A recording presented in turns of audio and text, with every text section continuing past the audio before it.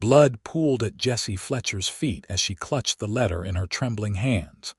The words blurring before her tear-filled eyes as the gravity of her situation crashed down around her.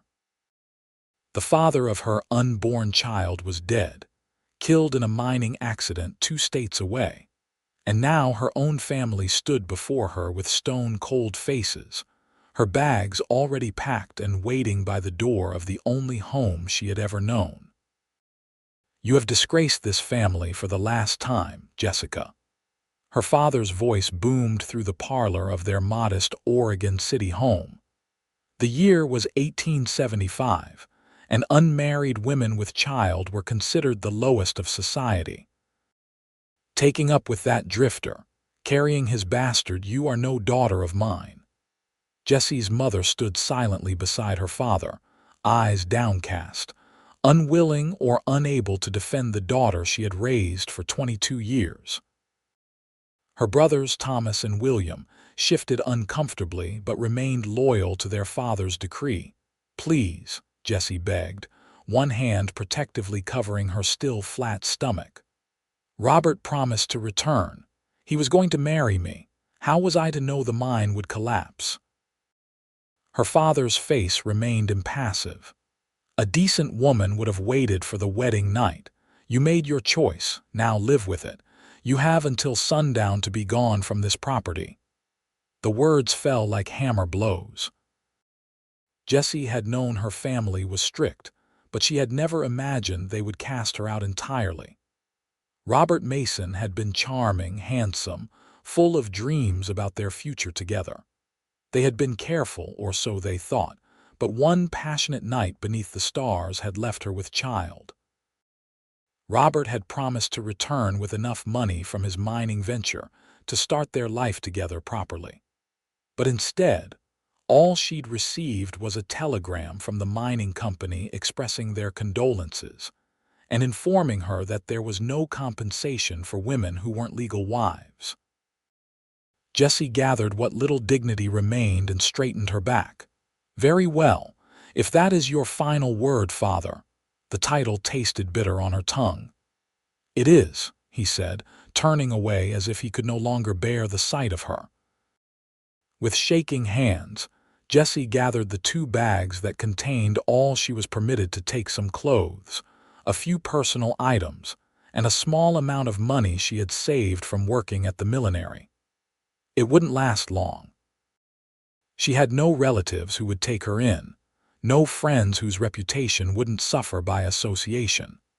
As the door closed behind her with chilling finality, Jessie stood on the porch of her childhood home, suddenly and terrifyingly alone. The April sky was turning gray with the promise of rain, and the streets of Oregon City bustled with afternoon activity.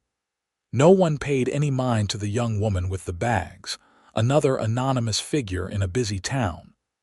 "I will survive this," she whispered to her unborn child. "Somehow, we will make it." With nowhere else to go, Jessie made her way to the small boarding house at the edge of town. Mrs. Holloway, the widow who ran the establishment, was known to be less judgmental than most. Perhaps she would allow Jessie a room, at least until she could form a plan. The rain began to fall as Jessie arrived at the boarding house, a modest 2-story structure with a weathered sign swinging from its post. Mrs. Holloway answered the door herself, a plump woman in her 50s with keen eyes that missed nothing. "Mrs. Holloway," Jessie began, swallowing her pride, "I find myself in need of accommodations. I can pay for 2 weeks up front." The older woman's gaze took in Jessie's red-rimmed eyes, the bags at her feet, and came to the correct conclusion. "Fletcher's girl, aren't you? I heard your father was in a state this morning." Jessie's heart sank. Word traveled fast in Oregon City. "Yes, madam." Mrs. Holloway sighed deeply. "I run a respectable house, Miss Fletcher. I understand. I just need a place to stay until I can arrange something more permanent, please." The widow hesitated, then stepped aside. 2 weeks, that's all I can give you. After that, you'll need to find other arrangements. The room at the top of the stairs is vacant. Relief washed over Jessie. Thank you, Mrs. Holloway. You won't regret it. See that I don't, the woman replied, but there was kindness beneath her brusque tone. The room was small but clean, a narrow bed, a washstand with a cracked mirror, a chair by the window that overlooked the street. Jessie set down her bags and sank onto the bed, finally allowing herself to weep for all she had lost. The next morning, Jessie rose with determination. She had 2 weeks to secure a future for herself and her child. Her skills were limited. She could sew, keep accounts, and had a passable hand at writing. She had worked at Miller's Millinery for 3 years, but Mrs. Miller was a close friend of her mother's and unlikely to retain her services now. Jessie dressed in her plainest dress, pinned her honey-brown hair into a severe bun, and set out to find employment. Establishment after establishment turned her away, some outright, others with polite excuses. By midday, she stood outside the general store, defeated, when she noticed a posting on the community board, seeking schoolteacher for Silver Creek. Room and board provided. Inquire at Garrison Freight Office. Silver Creek was a small settlement about 30 miles east of Oregon City, in the foothills where ranches and farms dotted the landscape. Jessie had a good education. Her father had insisted on it, believing an educated daughter would make a better match. She had even helped tutor her brothers and younger cousins. It was a possibility if she could convince them to hire her before her condition became apparent. The Garrison Freight Office was located near the river, a bustling place where wagons and supplies were coordinated for outlying settlements. Jessie straightened her shoulders and entered, approaching the clerk at the front desk. "I'm inquiring about the teaching position in Silver Creek," she said, trying to keep her voice steady. The clerk, a young man with spectacles, looked up in surprise. "Oh. Well, that would be Mr. Garrison's business. One moment, miss." He disappeared into a back office and returned moments later with an older gentleman, tall and distinguished with silver at his temples. "Howard Garrison," the man introduced himself, extending a hand. "You're interested in the Silver Creek position, Miss Fletcher. Jessica Fletcher." Recognition flickered in his eyes. The Fletchers were well known in Oregon City, but he made no comment on it. "Have you teaching experience, Miss Fletcher?" "Formal experience, no," Jessie admitted. "But I have a thorough education and have tutored extensively. I'm a quick learner and dedicated." Mr. Garrison studied her for a long moment. "Silver Creek is a rough place, Miss Fletcher, mostly ranching families. The previous teacher left rather abruptly after only 3 months. The position requires someone of strong character who won't be easily intimidated." Jessie met his gaze directly. "Mr. Garrison, I assure you I am not easily intimidated." Something in her tone must have convinced him, for he nodded slowly. "A wagon leaves for Silver Creek tomorrow morning at first light. The position pays $15 a month, plus room and board in a small cabin adjacent to the schoolhouse. The term runs until December, with a new term beginning in February after the worst of the winter has passed." It wasn't much, but it would provide shelter and sustenance. By December, her child would be born, and she would need to make new arrangements, but it bought her time. "I accept," Jessie said firmly, extending her hand to seal the agreement. Mr. Garrison smiled slightly, impressed by her decisiveness. "Very well. Pack for rural life, Miss Fletcher. Silver Creek isn't Oregon City." Jessie returned to the boarding house to prepare for her departure. She spent the afternoon organizing her belongings and wrote a letter to her mother, knowing it would likely go unread but unable to leave without a final word. She included the address of the Silver Creek schoolhouse, in case by some miracle her family had a change of heart. That evening, As she sat by the window watching the street below, Jessie caught sight of her younger brother William hurrying toward the boarding house. Her heart leapt with hope as she rushed downstairs to meet him. William, barely 19 and still awkward in his gangly frame, stood nervously in the foyer, a small package in his hands. "Will," Jessie breathed, resisting the urge to embrace him for fear of embarrassing him. "Jessie," he nodded, glancing around to ensure they weren't overheard. "I can't stay. Father would be furious if he knew I came." "How did you know where to find me? Oregon City isn't that big," he said with a slight shrug. "And Mrs. Holloway's son is friends with Thomas." He thrust the package into her hands. "Mother wanted you to have these. She couldn't come herself, but—" He trailed off, the unspoken message clear. Jessie unwrapped the package to find a small pouch of coins, more money than she had expected, and a gold locket that had belonged to her grandmother. "Tell her thank you," Jessie whispered, tears threatening again. William nodded, then reached into his pocket. "And this is from me, not much, but—" It was a small knife in a leather sheath. "The roads aren't always safe." Jessie's throat tightened. "Will, I have to go," he cut her off, already backing toward the door. "Take care of yourself, Jessie." "And the baby?" His eyes flicked to her stomach, then away. "Maybe someday." "Yes," she agreed, though they both knew it was unlikely. "Someday."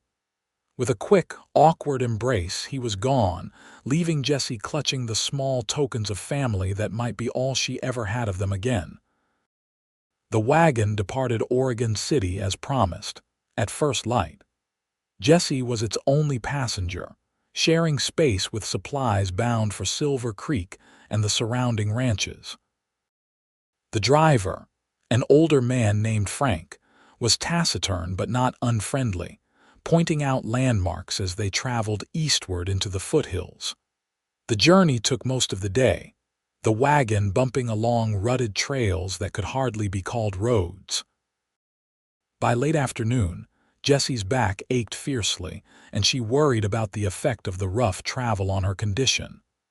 But as the wagon crested a hill, Frank announced, "Silver Creek, home to about 400 souls if you count the outlying ranches."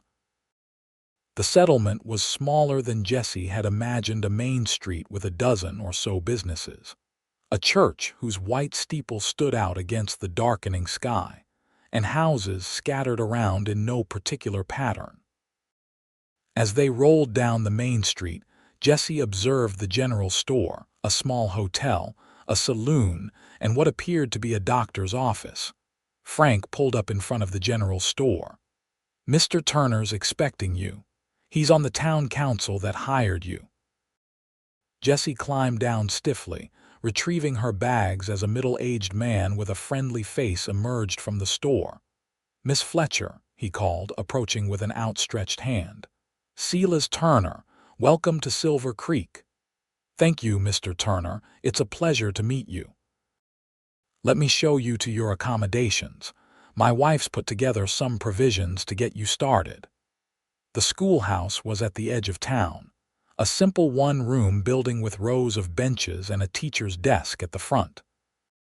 Adjacent to it was the promised cabin, one room with a small kitchen area, a bed, a table with 2 chairs, and a pot-bellied stove for heat and cooking.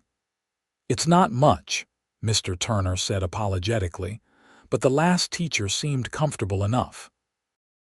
"It's perfect," Jessie assured him, already calculating how she would arrange the space to accommodate a baby. "School starts Monday," Mr. Turner informed her. 26 pupils ranging from 6 to 15 years. The older ones only come when farm work allows." He hesitated, then added, "Folks around here value education, but they value practical skills more. Keep that in mind with your lessons." After Mr. Turner left, Jessie explored her new home. The cabin was indeed small but solidly built. The provisions Mrs. Turner had provided would last several days: bread, cheese, dried meat, some apples, and a jar of preserves. There was a small garden patch behind the cabin, currently overgrown but promising. As Jessie unpacked her meager belongings, reality settled heavily upon her. She was alone in a strange town, carrying an illegitimate child, with winter coming and no guarantees beyond December. But as she placed her hand on her stomach, feeling the slight swell that would soon be impossible to hide, she felt a fierce determination take hold. "We're going to be all right," she promised her unborn child. "This is our fresh start." The weekend passed quickly as Jessie prepared for her first day of teaching. She cleaned the schoolhouse, organized the limited supplies, and reviewed the books left by the previous teacher. She also ventured into town, introducing herself to the shopkeepers and trying to get a feel for the community. The reception was mixed. Some, like Mrs. Turner at the general store, were welcoming and helpful. Others were more reserved, clearly taking her measure.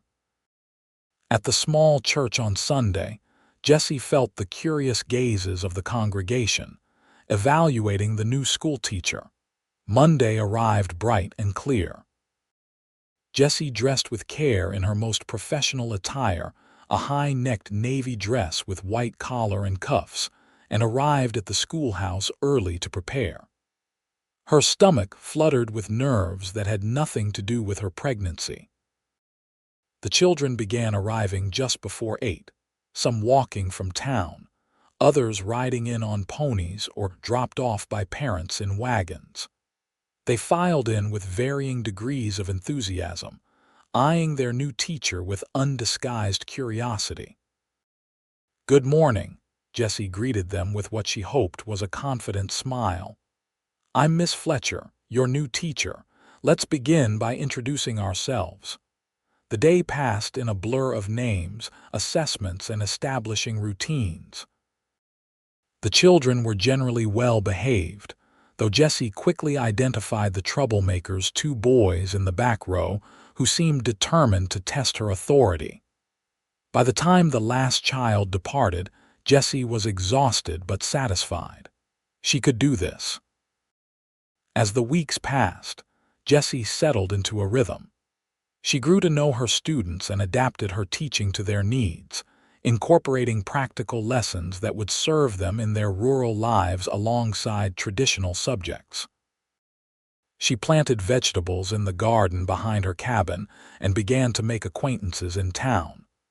But as May turned to June, and June to July, Jessie's condition became increasingly difficult to conceal. She let out her dresses as much as possible and wore a shawl even in the summer heat. Whispers began, glances lingered, and Jessie could feel her tenuous acceptance in the community slipping away.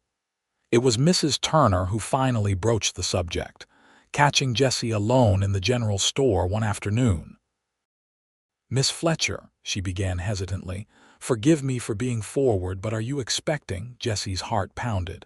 She had known this moment would come, but had hoped to delay it a bit longer. "Yes, Mrs. Turner, I am." The older woman's expression was sympathetic but concerned. "And the father?" "Died before we could marry," Jessie said simply, unwilling to elaborate. Mrs. Turner sighed. "I see. You understand this complicates matters. The council hired you to teach the children, to be an example." "I am still capable of teaching," Jessie insisted. "My personal circumstances don't affect my abilities." "Perhaps not, but they do affect perceptions. The parents will judge me," Jessie finished for her, "as everyone does." Mrs. Turner patted her hand. "I'll speak to Silas. Perhaps we can come to some arrangement." "You're a good teacher, Miss Fletcher. The children have learned more in 2 months with you than in the entire term with Mr. Collins." True to her word, Mrs. Turner advocated for Jessie, but the outcome was as expected. The town council agreed she could finish the summer term, which ended in early August, but her contract would not be renewed in February as originally planned. They would pay her through September as a gesture of goodwill, but she would need to vacate the cabin by October 1st to allow time to find a new teacher. It was better than immediate dismissal, but still left Jessie facing an uncertain future. Her child was due in November. She had some savings, the salary she'd carefully hoarded, plus her mother's gift, but finding employment and lodging in her condition would be nearly impossible. As July faded into August, bringing relentless heat that made teaching and pregnancy doubly exhausting, Jessie tried to formulate a plan. She could return to Oregon City, though the thought filled her with dread. She could try another small town, but would likely face the same prejudice. As the last day of the summer term approached, Jessie's anxiety mounted. The children presented her with small gifts on their final day: wildflowers, a hand-carved wooden apple, a jar of honey from one family's hives. Jessie accepted each with genuine gratitude, fighting back tears as she bid them farewell. As she was closing the schoolhouse for the day, a rider approached a man she recognized as one of the hands from the Galloway ranch, the largest in the area. He dismounted gracefully, removing his hat as he approached. "Miss Fletcher, I'm Noah Galloway. My foreman mentioned you might be looking for employment." Jessie studied him curiously. Noah Galloway was perhaps 30, tall and lean with sun-darkened skin and eyes the color of a summer sky. His dark hair was overlong, curling slightly where it met his collar, and his face bore the weathered look of a man who spent his days outdoors. "Mr. Galloway," she acknowledged, conscious of her appearance in the August heat. "Your foreman is correct, though I'm not sure what position your ranch would have for a schoolteacher." Noah shifted, clearly uncomfortable. "My mother passed last spring. Since then, the house has been neglected. The men can run the ranch, but none of us has much talent for domestic matters. We need someone to cook, keep accounts, manage correspondence, essentially run the household." Jessie's mind raced. It was a possible solution, but, "Mr. Galloway, I should be direct. I'm expecting a child in November. That's why the council isn't renewing my contract." She expected him to withdraw the offer immediately, but he merely nodded. "Yes, Mrs. Turner mentioned as much. It's not a concern. The position includes room and board for you and your child. The ranch is 7 miles north of town, so you wouldn't have to face the gossip here daily." It seemed too perfect a solution, making Jessie suspicious. "May I ask why you'd hire a woman in my situation when others wouldn't?" A shadow passed over Noah's face. "Let's just say I understand what it means to be judged unfairly. The position pays $20 a month, plus the accommodations." "Would you like to see the ranch before deciding?" Jessie hesitated only briefly. "When would you like me to start? Is next week too soon? I can send a wagon for your belongings on Monday." "Monday would be fine, Mr. Galloway, and thank you." He settled his hat back on his head, a slight smile softening his features. "Noah, please. And it's I who should thank you, Miss Fletcher. The ranch hasn't felt like home since Mother died." As he rode away, Jessie wondered if she had made a wise decision. Working on an isolated ranch with men she didn't know carried its own risks. But Noah Galloway's straightforward manner had inspired confidence, and the offer was the best she was likely to get. The Galloway Ranch was larger than Jessie had anticipated, a sprawling property with a main house, bunkhouse for the hands, several barns, corrals, and outbuildings. The house itself was substantial, 2 stories with a wide porch wrapping around 3 sides. It showed signs of neglect: peeling paint, overgrown gardens, but was structurally sound. Noah greeted her himself when the wagon arrived, helping her down and carrying her bags into the house. Inside, the neglect was more apparent: dust-covered surfaces. The kitchen was in disarray, and there was a general air of masculine disregard for detail. "It's worse than I remembered," Noah admitted sheepishly. "Mother would be horrified." "It's nothing that can't be fixed," Jessie assured him, already mentally cataloging what needed to be done. "Where will I be staying?" Noah showed her to a comfortable bedroom on the first floor, near the kitchen but with its own entrance to the side yard. "I thought this might be convenient, especially with the baby coming. There's a small room adjacent that could serve as a nursery." The consideration touched Jessie. "It's perfect, thank you." Over the next few weeks, Jessie transformed the Galloway home. She cleaned from top to bottom, organized the kitchen, planted a fall garden, and established routines for meals and household management. The ranch hand's 6 men who lived in the bunkhouse were initially wary of her but soon appreciated the improvements, especially in the food. Noah himself was often absent, working with the cattle or handling business in town, but when present, he was unfailingly polite and appreciative. He took his meals with the men in the bunkhouse more often than in the main house, giving Jessie space that she appreciated. As September progressed and her pregnancy became more pronounced, Jessie found herself grateful for the isolation of the ranch.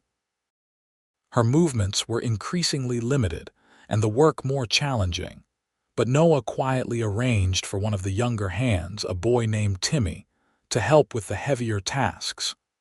One evening in late September, as Jessie sat on the porch watching the sunset, Noah joined her, offering a cup of tea. "How are you feeling?" he asked, settling into the chair beside her. "Like a whale," Jessie admitted with a rueful smile, one hand resting on her swollen belly, "but otherwise well." Noah chuckled. "You look healthy." A diplomatic way to put it. They sat in comfortable silence for a few minutes before Noah spoke again. "Mrs. Wilkins from town will be coming out next week. She's agreed to stay through your confinement and help with the birth." Jessie turned to him in surprise. "Mrs. Wilkins was the closest thing Silver Creek had to a midwife, a widow who had assisted at most births in the area." "That's very thoughtful, thank you." Noah shrugged, looking slightly embarrassed. "Seemed the proper thing to do. Can't have you facing that alone." The genuine concern in his voice warmed Jessie in a way she hadn't expected. "You've been very kind, Noah. Most men wouldn't have opened their home to a woman in my situation." He was quiet for so long that Jessie thought he might not respond. When he finally did, his voice was low and intense. "My sister found herself in similar circumstances 6 years ago. Our father cast her out. She died trying to birth the child alone in a boarding house in Denver. Neither survived." Jessie's hand flew to her mouth. "Oh, Noah, I'm so sorry." "After that, my mother and I left my father. Came out here to start fresh. She never forgave him for what happened to Clara, and neither have I." He stood abruptly, as if uncomfortable with having revealed so much. "It's getting cold. You should go in." Before Jessie could respond, he was gone, striding toward the bunkhouse. She remained on the porch a few moments longer, pondering this new understanding of her employer. Mrs. Wilkins arrived as promised, a practical, no-nonsense woman in her 60s who took over Jessie's care with calm efficiency.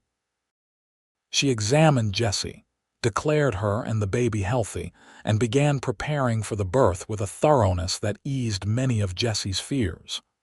"First babies often take their time," she informed Jessie. "But everything appears as it should be. We'll have you settled in the birthing chair when the time comes."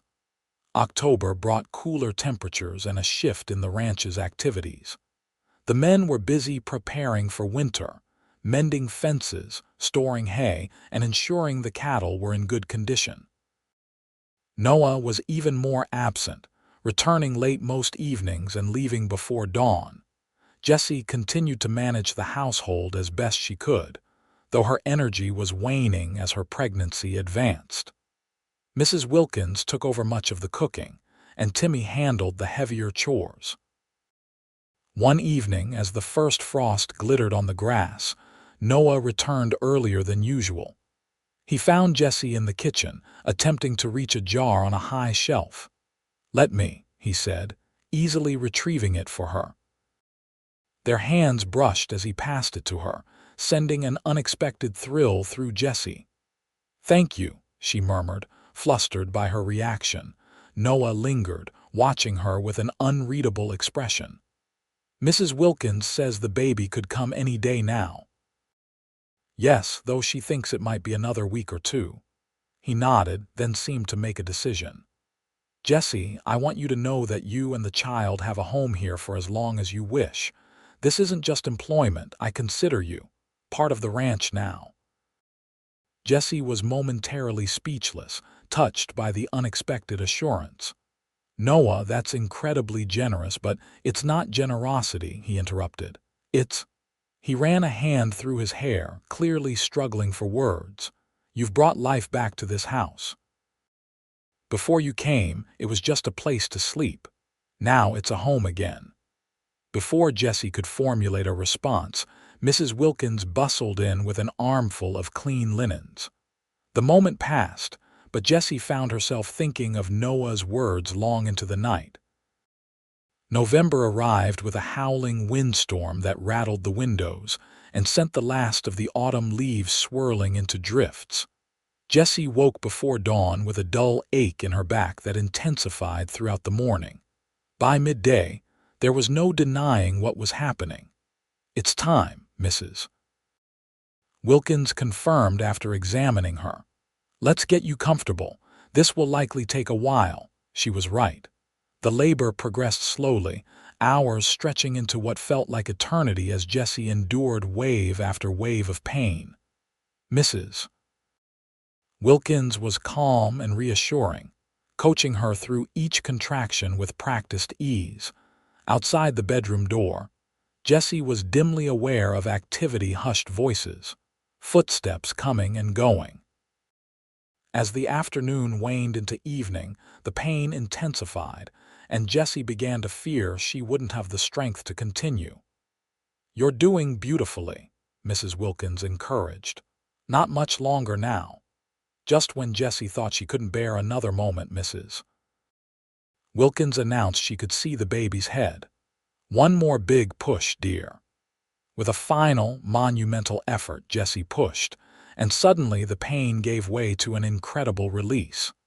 A thin cry filled the room, and Mrs. Wilkins was beaming, holding up a tiny, squirming infant. "A fine, healthy boy," she announced, placing the baby on Jessie's chest. "Congratulations, my dear." Jessie gazed down at her son in wonder, taking in his perfect features, the wispy dark hair, the tiny fingers curled into fists. All the pain and fear melted away as overwhelming love flooded her heart. "Hello, little one," she whispered, tears streaming down her face. "I'm your mother, Mrs. Wilkins efficiently handled the aftermath, cleaning both mother and child, changing the bedding and helping Jessie into a fresh nightgown. When all was settled, she opened the bedroom door to find Noah pacing the hallway, his face drawn with concern. "A boy," she announced. Mother and child doing well. The relief on Noah's face was palpable. Would it be proper to see them?" Mrs. Wilkins gave him an appraising look, then nodded. Briefly. "They need rest." Noah entered the room hesitantly. Jessie was propped up in bed, the baby cradled in her arms, her face pale but radiant. Something shifted in Noah's expression as he beheld them, a softening, a wonder. "Jessie," he said softly, approaching the bed. "You're all right." "We both are," she assured him, adjusting the blanket to reveal the baby's face. "Noah, meet." She hesitated, suddenly realizing she hadn't settled on a name. "What will you call him?" Noah asked gently. Jessie looked down at her son, considering. "William," she decided, thinking of her brother's kindness on her last day in Oregon City. "William Robert Fletcher." A fine name, Noah agreed, gazing at the infant with undisguised fascination. He's perfect, Jessie. Would you like to hold him? Noah stepped back, alarm crossing his features. Oh, I don't think I've never. It's easy, Jessie encouraged. Just support his head. Reluctantly, Noah allowed her to place the baby in his arms. His large, calloused hands dwarfed the tiny infant, but he held William with extreme care, a look of wonder spreading across his face. "Hello, William," he whispered. "Welcome to the Galloway ranch." The tenderness in his voice brought fresh tears to Jessie's eyes. In that moment, watching Noah cradle her son, something shifted in her heart, a recognition of feelings she had been denying for weeks. The days following William's birth passed in a haze of exhaustion and joy for Jessie. Mrs. Wilkins remained for a week, ensuring both mother and child were thriving before returning to town with promises to visit regularly. Noah kept his distance, respecting Jessie's need for recovery, but he made sure she had everything required for her comfort and the baby's care. He ordered a proper cradle from the carpenter in town, had extra blankets and baby clothes delivered, and ensured the house was kept warmer than usual despite the cost in firewood. As November deepened toward winter, Jessie gradually resumed some of her household duties, with William either in her arms or nearby in his cradle. The ranch hands were awkwardly fascinated by the baby, especially Timmy, who would spend his free time making funny faces at William. Noah, however, seemed almost shy around the infant after that first encounter. He would inquire about William's well-being but rarely asked to hold him again. Jessie couldn't help wondering if her son's presence made him uncomfortable, despite his assurances that they were welcome. One evening in early December, as a light snow fell outside, Jessie was in the kitchen preparing supper when Noah returned from town earlier than expected. He stamped the snow from his boots and hung his coat by the door, then approached with an unusual hesitancy. "I have something for William," he said, producing a small package wrapped in brown paper. Jessie wiped her hands on her apron, surprised. "That's very thoughtful. He's napping, but we can open it now if you'd like." Noah unwrapped the package himself, revealing a small silver rattle with a polished wooden handle. "It was mine and then Clara's.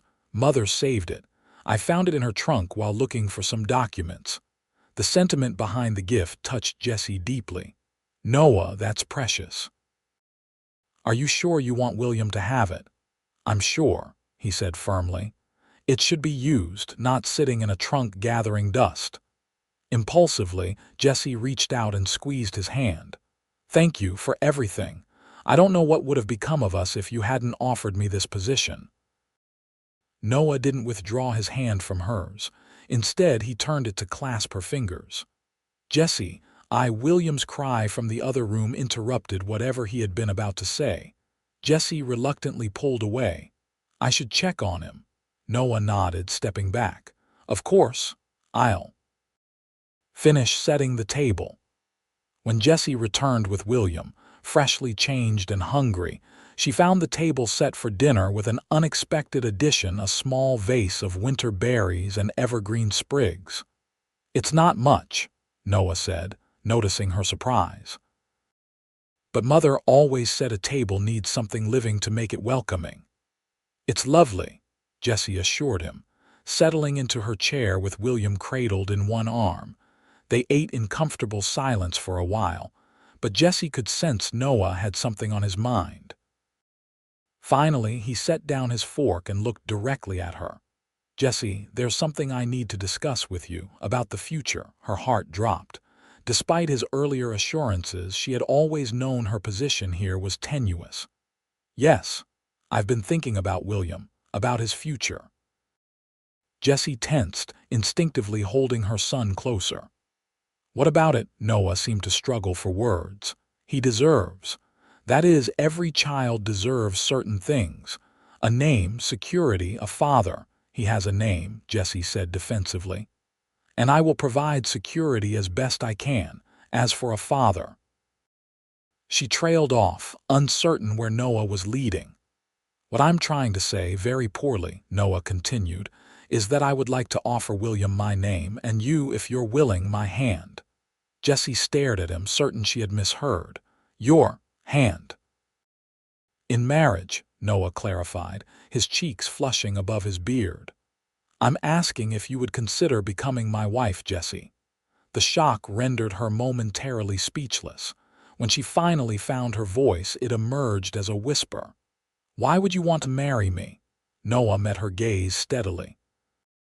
"Because in the months you've been here, you've become essential to this ranch. To me. I admire your courage, your determination.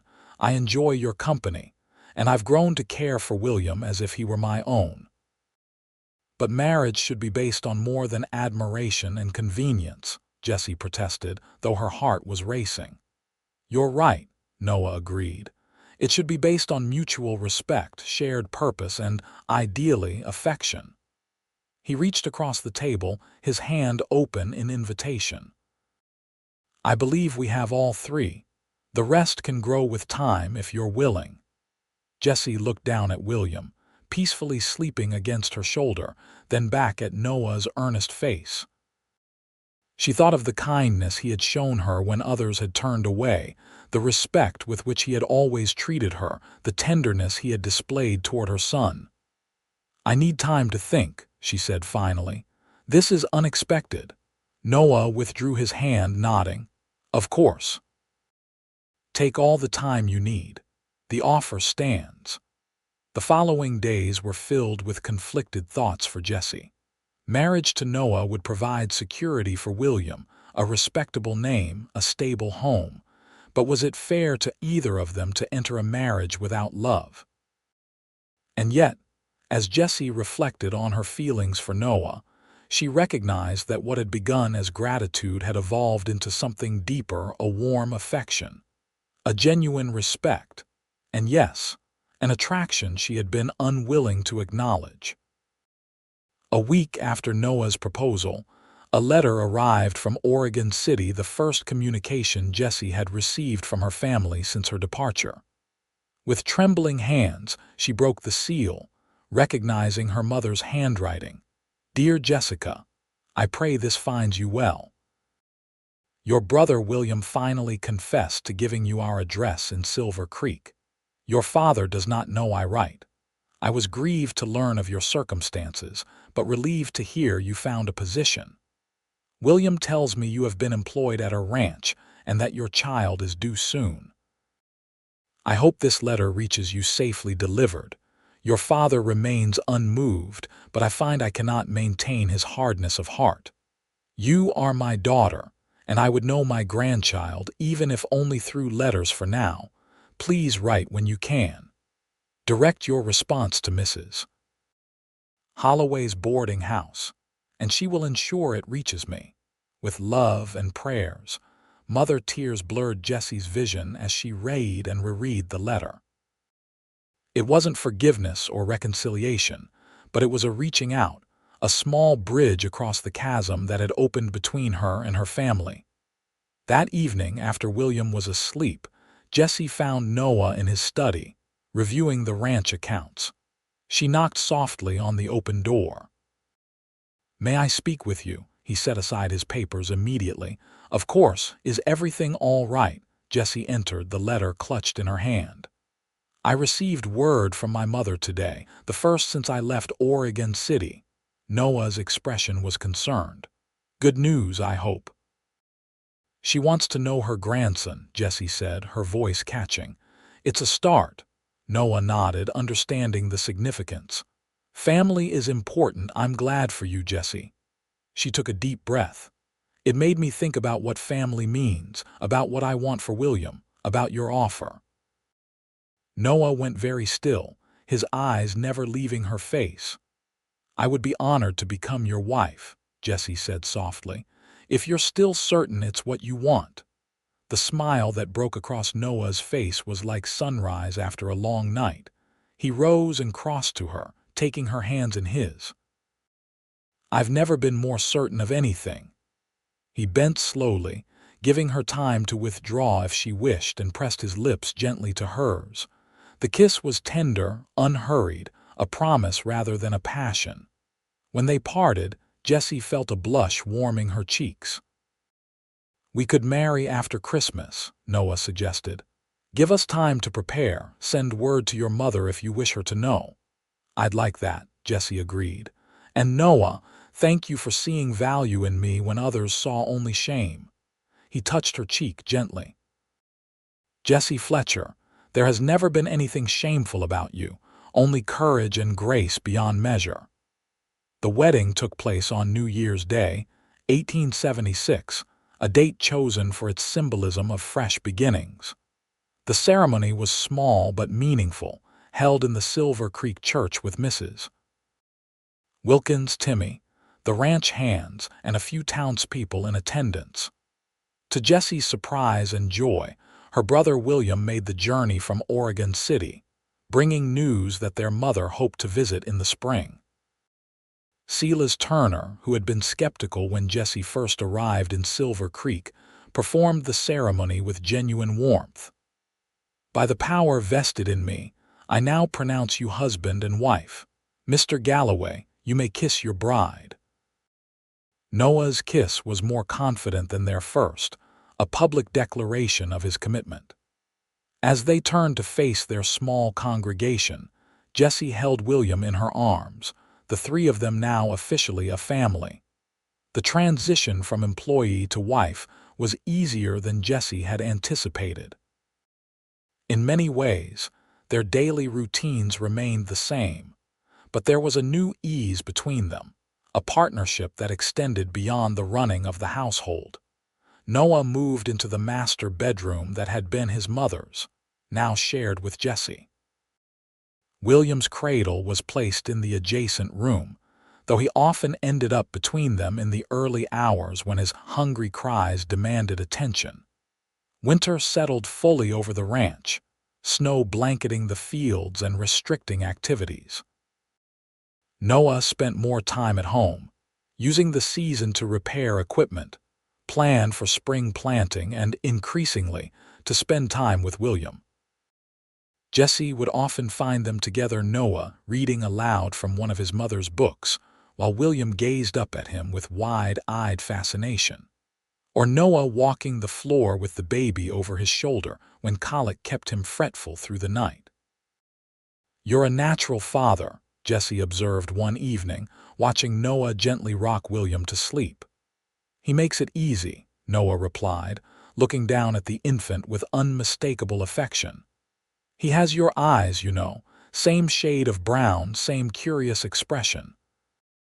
"And hopefully none of my stubbornness," Jessie laughed softly.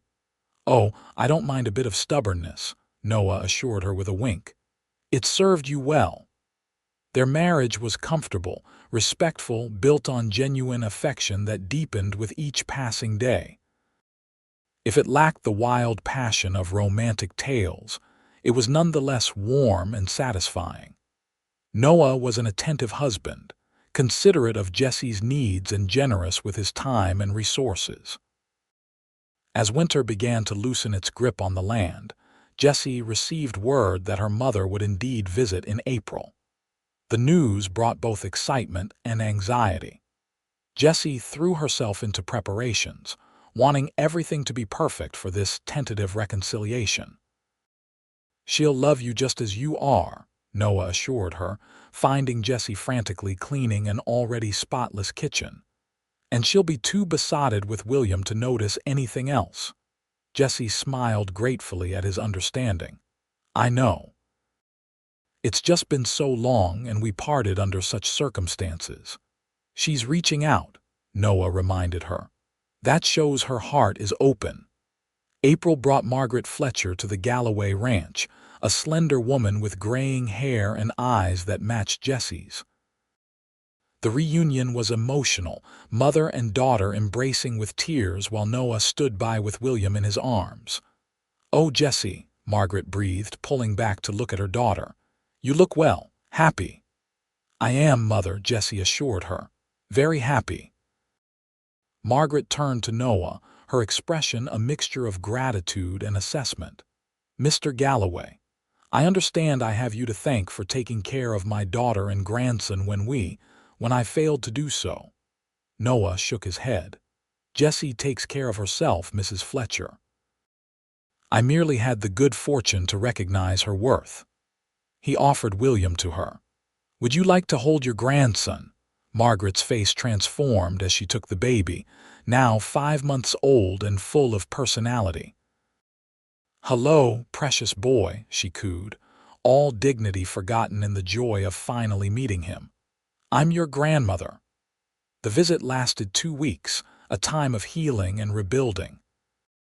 Margaret shared news of Oregon City, including that Jessie's father's health was declining, softening him somewhat toward the idea of reconciliation. Jessie showed her mother the ranch, introduced her to the Hands, and demonstrated how thoroughly she had made the Galloway home her own. Most significantly, Margaret observed the relationship between Jessie and Noah, initially with skepticism that gradually gave way to approval. "He loves you," she told Jessie on their final evening as they sat on the porch while Noah put William to bed. Perhaps not in the conventional way of whirlwind romances, but deeply and truly nonetheless. "I know," Jessie said softly, "and I love him. It grew quietly, but it's no less real for that." Margaret squeezed her hand. "Then you have what many never find despite more dramatic beginnings. Treasure it, my dear." After Margaret's departure, with promises of future visits and invitations for Jessie's family to come to Oregon City when they could, life at the ranch settled into a pleasant rhythm. Spring brought calving season, new plantings in the garden, and William's increasing mobility as he learned to roll over and sit up. Summer arrived with its own demands: haying, fence repairs, cattle to move to higher pastures. Noah was often away from dawn until dusk, returning home tired but content to find Jessie and William waiting. One evening in late July, as they sat on the porch watching the sunset, William asleep on a blanket beside them, Noah took Jessie's hand. "I've been thinking," he began, his voice unusually hesitant, "about William." "What about him?" Jessie asked, glancing at their sleeping son. "I'd like to adopt him legally, make him a Galloway in name as well as in my heart." The suggestion caught Jessie by surprise, though it shouldn't have. Noah had been William's father in every way that mattered since his birth. "You would do that, if you're agreeable," Noah said earnestly. "I want him to know without question that he is my son, that he belongs here with us." Tears welled in Jessie's eyes. "Noah Galloway, you continue to amaze me with your generosity of spirit." He brushed a tear from her cheek with his thumb. "It's not generosity, Jessie. It's love, for both of you." The simplicity and sincerity of his declaration melted something in Jessie's heart that she hadn't even realized was still guarded. She leaned forward and kissed him, not the gentle, affectionate kisses they typically shared, but one filled with all the emotion she had been holding in reserve.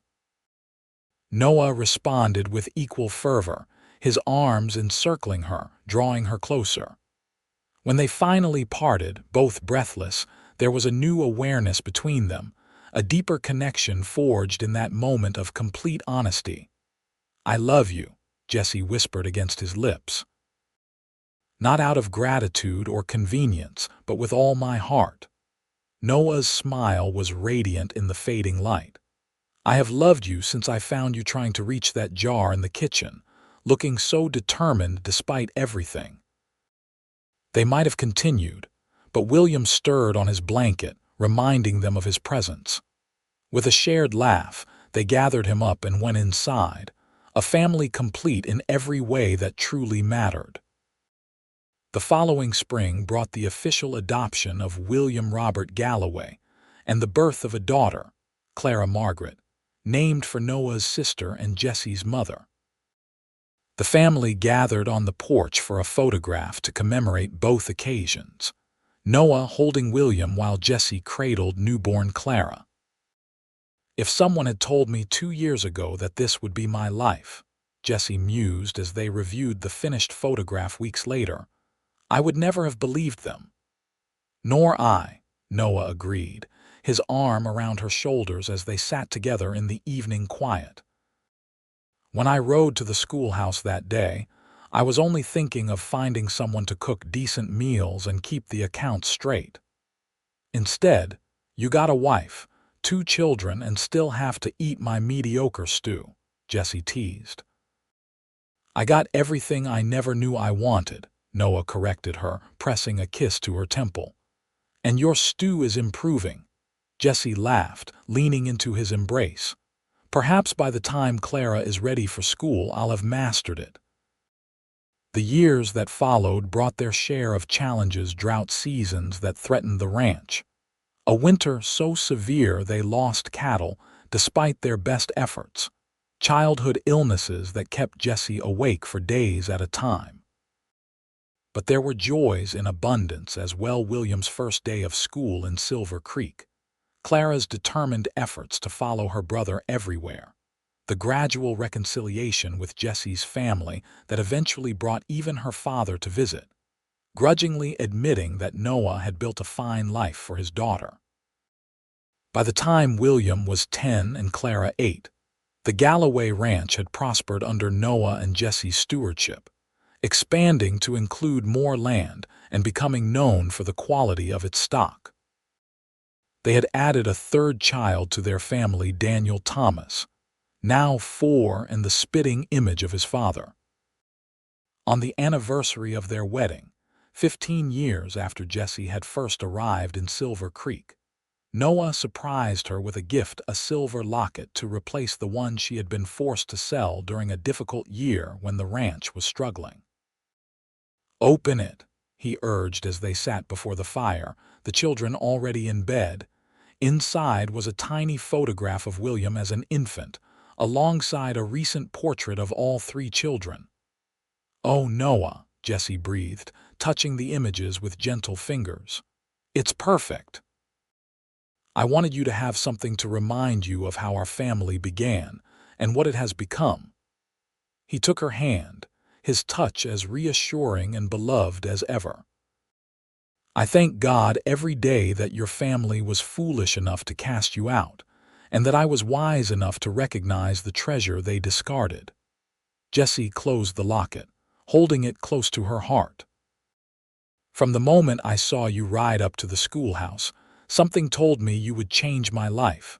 I just never imagined how completely or how wonderfully." Noah drew her into his arms, his kiss a familiar comfort and an enduring promise.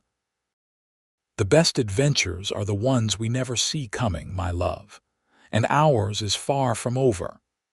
As they sat together in the warmth of their home, surrounded by the life they had built from the most unlikely beginnings, Jessie reflected on the journey that had brought her here. From the darkest moment of her life, alone, pregnant, rejected by those who should have loved her most, had come a happiness more profound than she could have imagined. Not the romantic fairy tale of girlhood dreams, but something far more valuable, a love built slowly, on foundations of respect and kindness, growing stronger with each challenge faced together. Outside, the Montana night wrapped around their home like a protective blanket, stars scattered across the sky in patterns that had guided travelers for generations. Inside, in the circle of Noah's arms, Jessie had found her true north, the steady point around which her world now turned.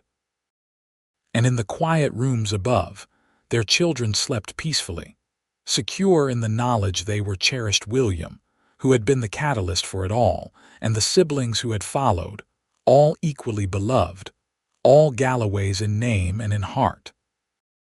"I love you, Noah Galloway," Jessie whispered, as she had countless times over the years, "today and always."